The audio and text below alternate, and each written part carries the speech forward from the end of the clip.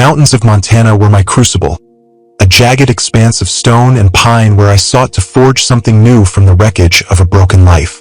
My name is Jasper Keene, and in November 1987, at 32, I stood as a fire lookout in Tower 16, a frail sentinel perched high above the endless sprawl of wilderness in the Bitterroot Range. I'd been stationed there since August, the isolation a salve for wounds still raw, a breakup that left me unmoored, a teaching career in Missoula that collapsed under the weight of my own disenchantment. The job was a lifeline. Simple, solitary, a chance to breathe amid the silence. Just me, a radio, and miles of forest stretching out like an uncharted sea. Its surface serene, its depths unknown. That's what I told myself as the first snows closed the access roads, severing the thread to the world below. What I didn't anticipate, what no manual or ranger could have prepared me for, was the horror that rose from that frozen abyss, turning my refuge into a prison where every shadow whispered of the unseen. Tower 16 was a humble outpost, a 12 by 12 box of weathered wood balanced on stilts, its frame creaking under the wind's relentless assault. Glass panes encircled the room, offering a panoramic view of the forest's dark tapestry. Pines cloaked in snow, ridges sharp as knives against the sky, a landscape both beautiful and unforgiving. Inside, it was sparse. A narrow bed with a mattress that sagged in the middle, its springs groaning with every shift. A desk pitted with scars from decades of use, cluttered with logbooks and a half-empty coffee tin. A wood stove that hissed and spat, its heat a feeble bulwark against the cold. And a radio, its dials worn smooth, its voice a lifeline to distant towers or the ranger station in Lolo.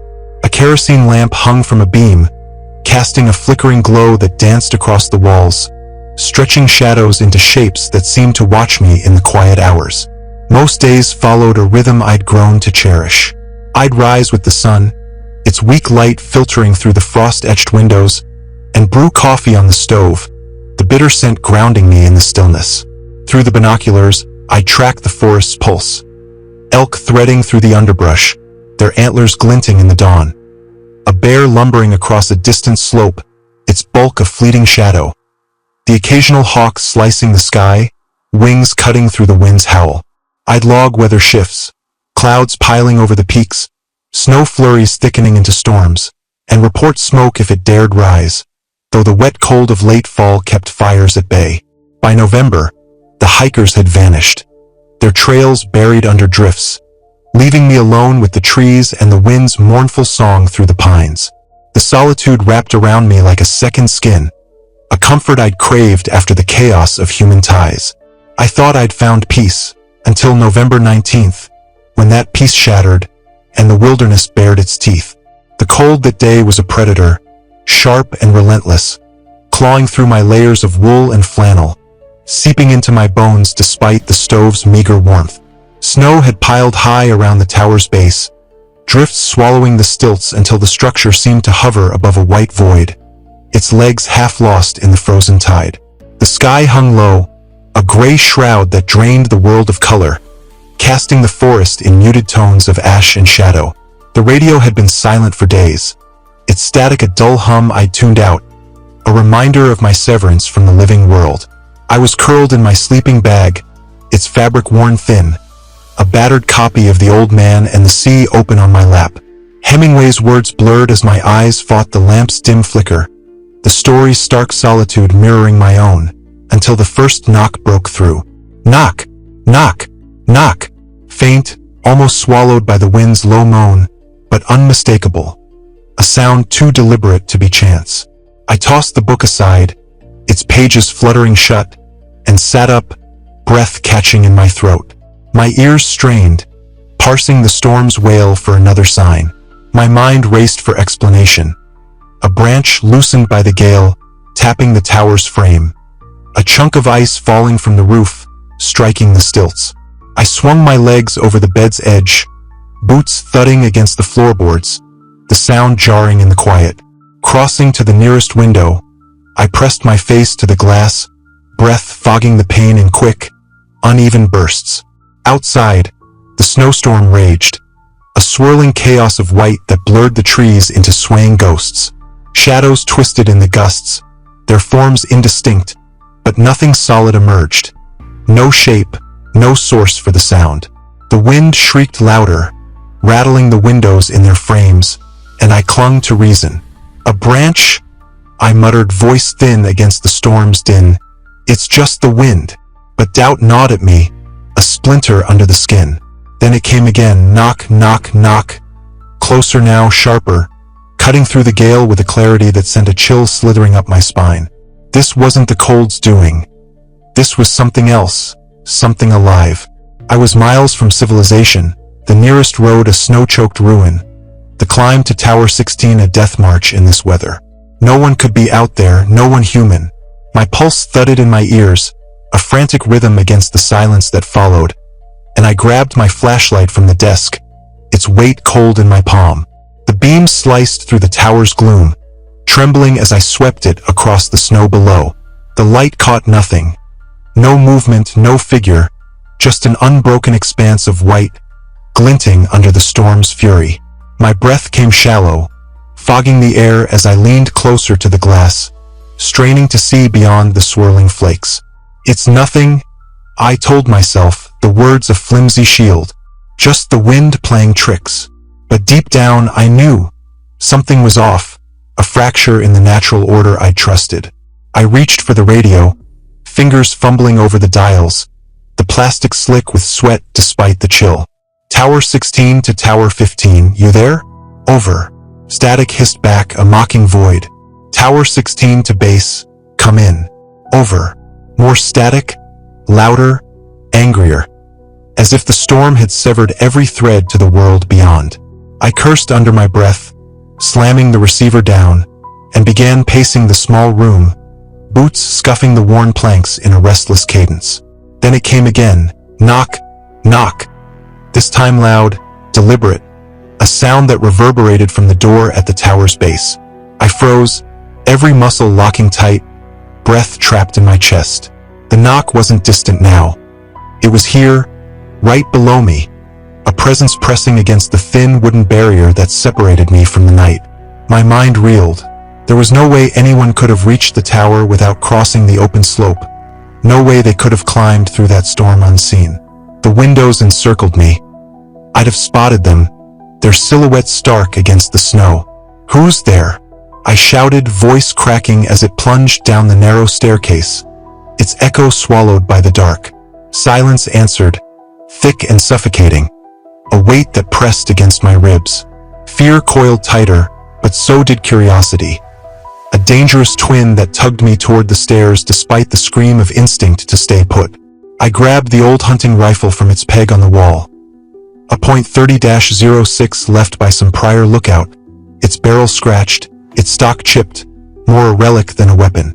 I'd never fired it, kept it more for comfort than necessity, but now its weight steadied my trembling hands, finger hovering near the trigger.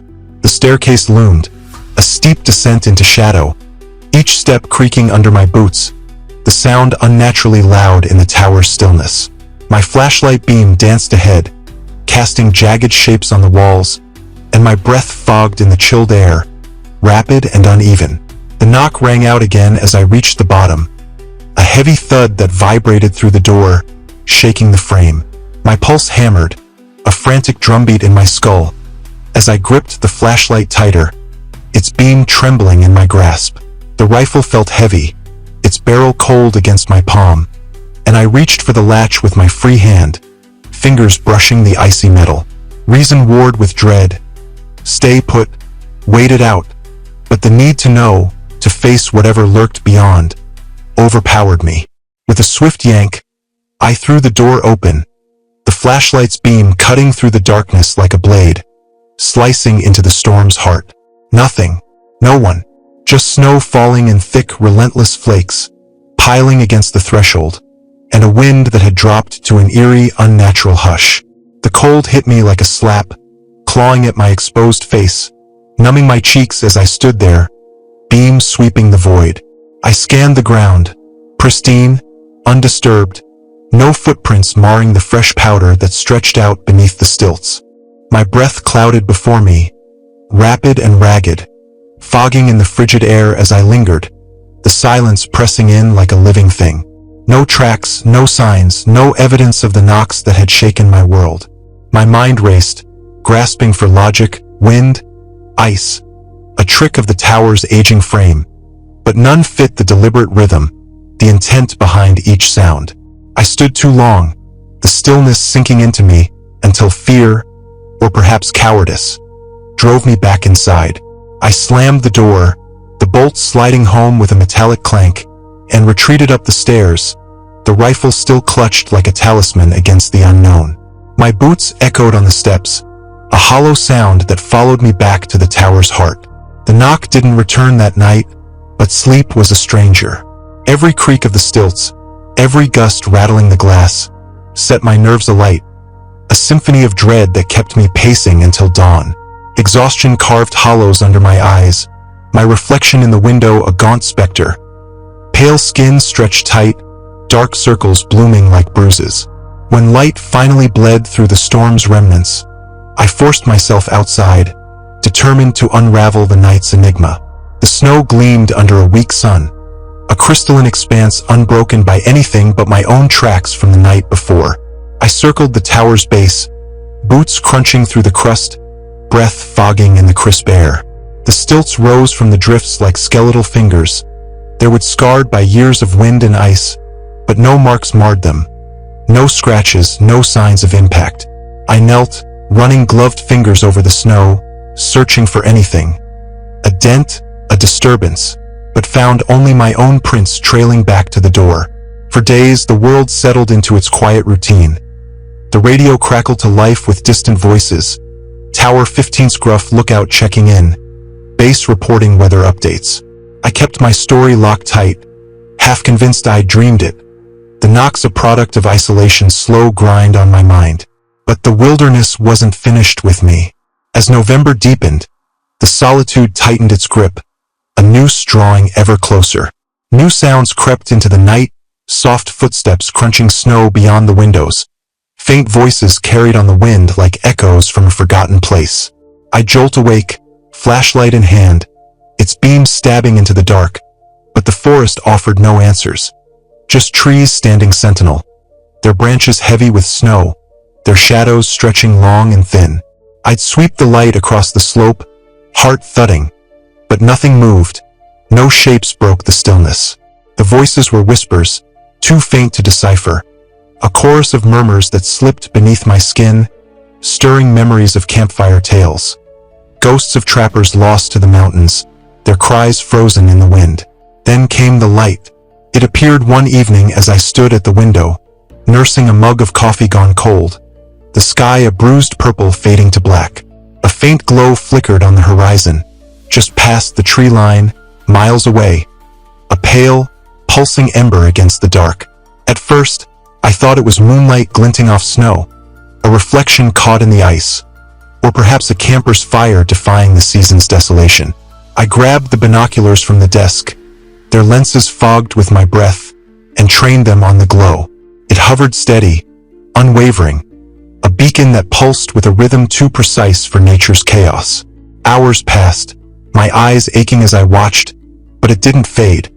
An unsettling presence in the endless night, a lure I couldn't shake.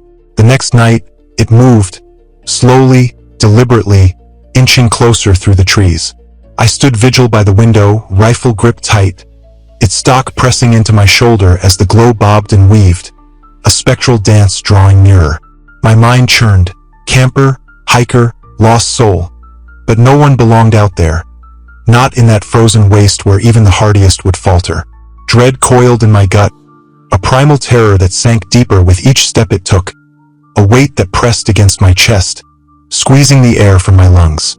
I flicked on the floodlight, its harsh beams stabbing downward, cutting through the snow's gleam. The glow vanished, snuffed out like a candle, leaving only darkness and the echo of my own breathing, rapid and shallow. I didn't sleep that night, the rifle's weight a cold comfort against my chest, its barrel trained on the window as if the light might return. Morning brought evidence, footprints, faint and half buried under fresh snow, circling the tower's base. They weren't mine, too large, too deep, the toes splayed wide in a way no boot could mimic. I knelt beside them, gloved hand hovering over the impressions, the snow's chill seeping through the fabric.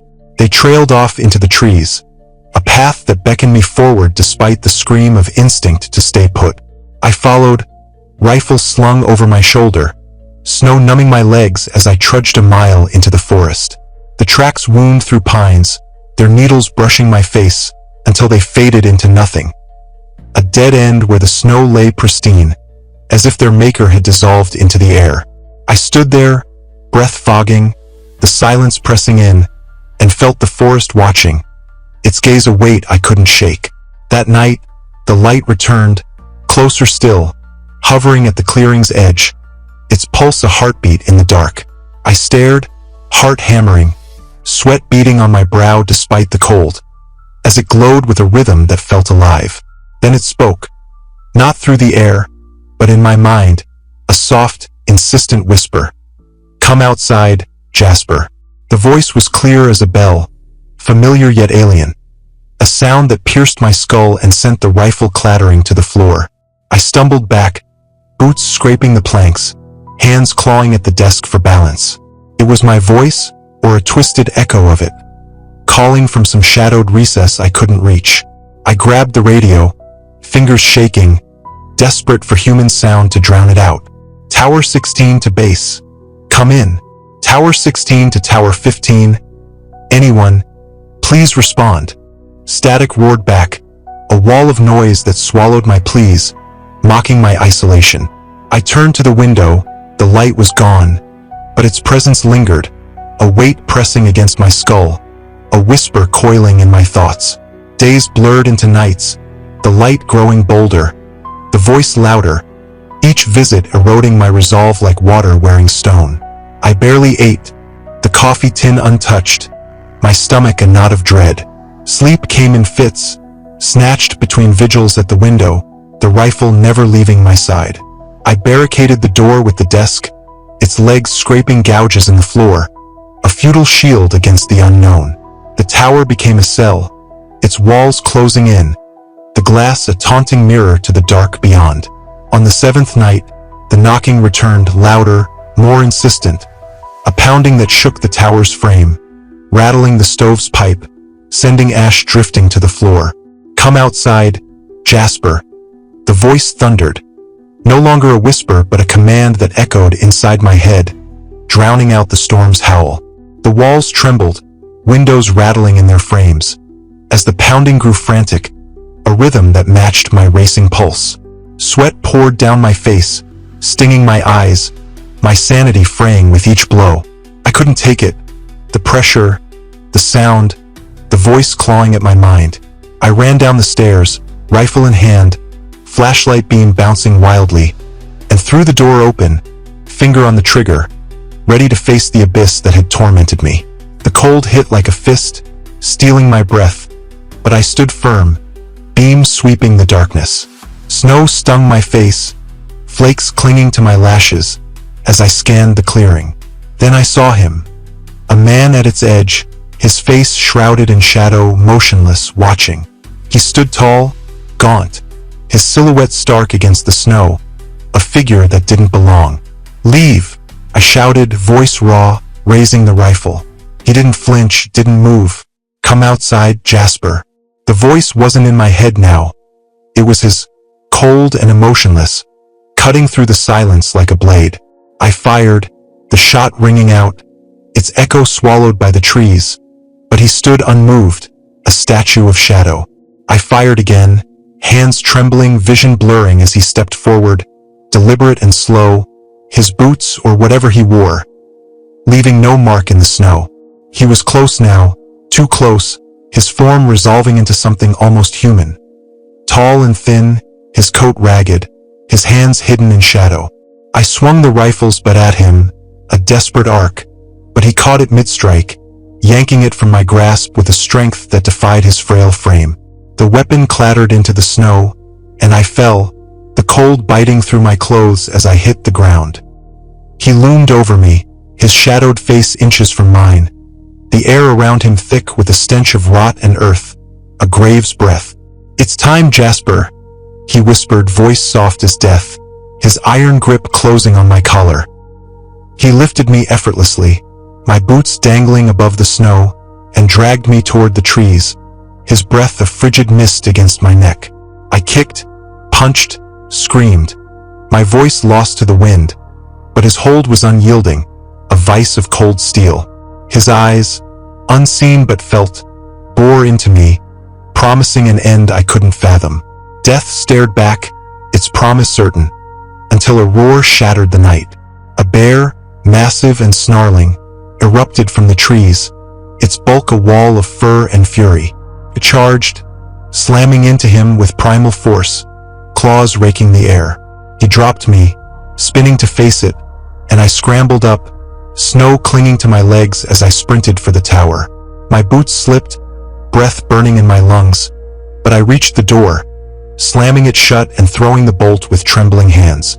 Inside, I collapsed against the wall, chest heaving, and grabbed the radio, voice raw. Tower 16 to base. Anyone, help me.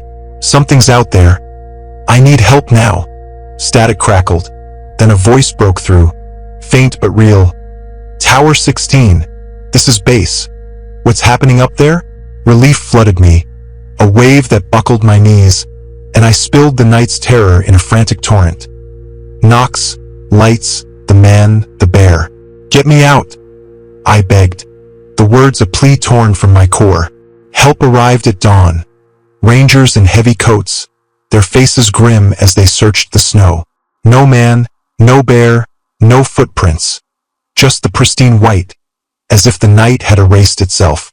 They found me shivering on the floor, rifle clutched like a lifeline, eyes wild with what I'd seen. They escorted me down the mountain, the tower receding into the mist, a silhouette I'd never reclaim. The official report cited isolation sickness, a tidy lie to bury the truth. I dug deeper, scouring old journals at the Lolo station. Accounts from the 1920s spoke of a figure in these woods, a gaunt watcher tied to missing hikers, a whisper in the wind that called men to their doom. Some named it a Wendigo, a spirit of hunger born from desperation. Others a lost soul seeking company in the dark. I don't know what it was, man, beast, or something older, but its voice still echoes in my dreams, a soft command that pulls me toward the trees. Come outside, Jasper. What would you do, reader, if the wilderness turned its gaze on you, its silence a mask for something ancient and ravenous? Could you stand watch in a tower, knowing the dark cradle's secrets that stalk the edges of light, waiting for you to step beyond the threshold? The forbidden excavation unearths these terrors, daring you to listen, to look, to wonder what waits in the wilds you thought you knew.